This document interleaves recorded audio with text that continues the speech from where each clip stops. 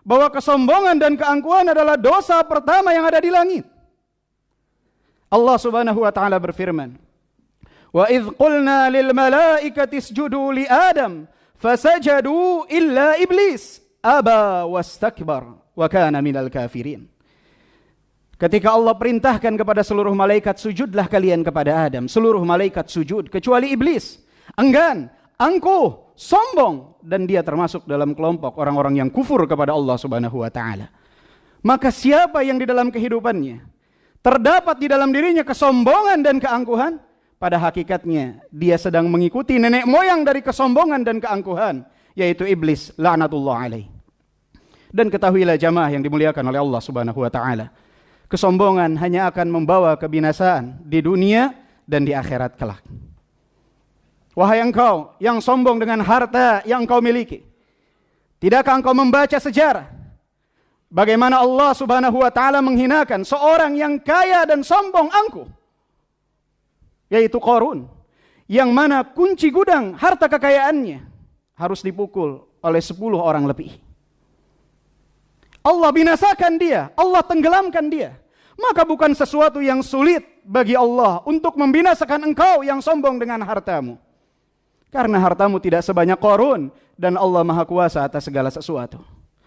Wahai engkau yang sombong dengan pangkat, jabatan, kedudukan, dan kekuasaan, tidakkah engkau mendengar bagaimana Allah Subhanahu wa taala membinasakan Namrud, yang saat itu dia adalah raja untuk seluruh bumi, bukan raja untuk satu negara atau satu daerah saja, raja untuk seluruh bumi. Allah binasakan dia, Allah hancurkan kesombongannya dengan seekor lalat yang Allah takdirkan masuk ke dalam hidungnya, berputar-putar di dalam otak dan kepalanya. Tidak ada orang yang paling dia cintai saat itu kecuali yang sukarela memukul kepalanya, karena dengan dipukul kepalanya barulah lalat itu akan terdiam. 400 tahun lamanya, kata Al-Imam At-Tabari, Allah azab Namrud dengan penyakit tersebut.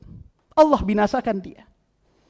Maka engkau yang sombong dengan jabatan, pangkat, dan kekuasaanmu, bukan sesuatu yang sulit bagi Allah untuk membinasakan engkau sebagaimana Allah membinasakan Namrud.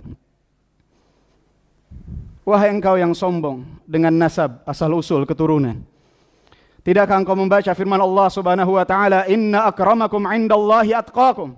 Sesungguhnya yang paling mulia di sisi Allah adalah yang paling bertakwa kepada Allah Subhanahu wa taala. Maka tidak perlu sombong dengan asal-usul kita. Saya Jawa, fulan Sunda. Saya Arab, fulan Jawa. Tidak boleh kita sombong dengan asal-usul kita. Yang membedakan kita dengan fulan dan allan adalah ketakwaan di sisi Allah Subhanahu wa taala. Dan ketahuilah ya ibadallah, kesombongan yang paling hina, kesombongan yang paling menjijikan, bukan ketika seseorang sombong dengan harta, pangkat, kedudukan, dan nasab.